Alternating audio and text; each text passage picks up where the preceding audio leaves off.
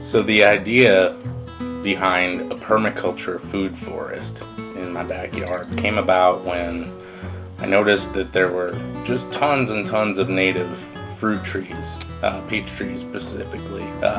This is called Hammock Grove. I guess it used to be a grove of peaches back in the day.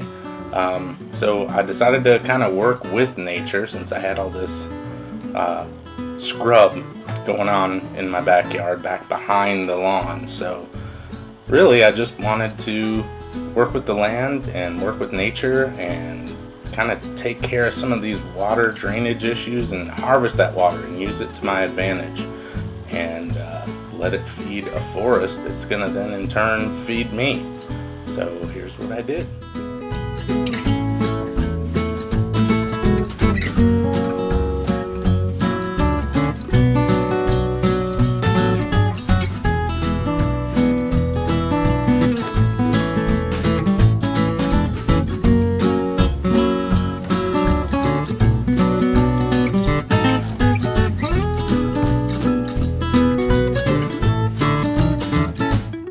Alright, so about 6 months ago, they started clear cutting the area across from my neighborhood down to make a development, and they shredded all the trees, which is now breaking down for about 6 months, and it's great to use in the garden. Alright, we're going to take a walk through the first incarnation of the permaculture food forest. See, I've been laying down sheet mulch. There's my swale on contour with the berms. Just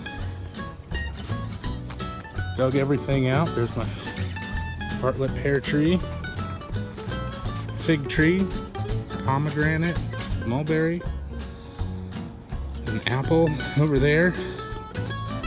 But mostly it's just layering up the soil, getting some good organic material up under the soil, and layering in sheet mulching.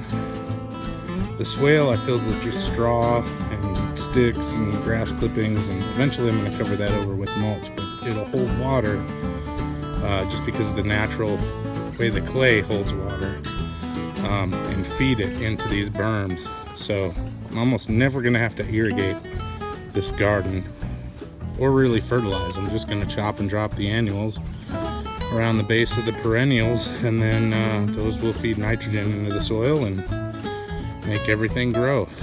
I mean, no one comes out and waters the forest or fertilizes the forest, so the idea here is to get a forest system going that's self-propagating. This big pile of sticks over here I'm going to break down and do into a hugelkultur mound. But that's for another project, another day. I'm just starting here with one of the entrances to the Suburban food forest, and I'll keep you updated. Oh, also I bumped into some lady at Home Depot. I was just buying some straw and a little bit of peat moss and organic raised bed soil. So I bumped into her because I was looking for strawberries, and she's like, oh, I got like hundreds of strawberry plants. Come get them, they're free. So everybody likes free food. Who wouldn't like that? Finished just in time for the rain. I had to plant some more stuff. I got some blueberries in, some tomatoes, squash, eggplant. The idea behind these is they're going to be ground cover. They're going to cover up that soil, keep it in the shade, keep the mulch shaded, let it all decompose. And then in the fall, we'll chop it all back and let it feed the soil some more.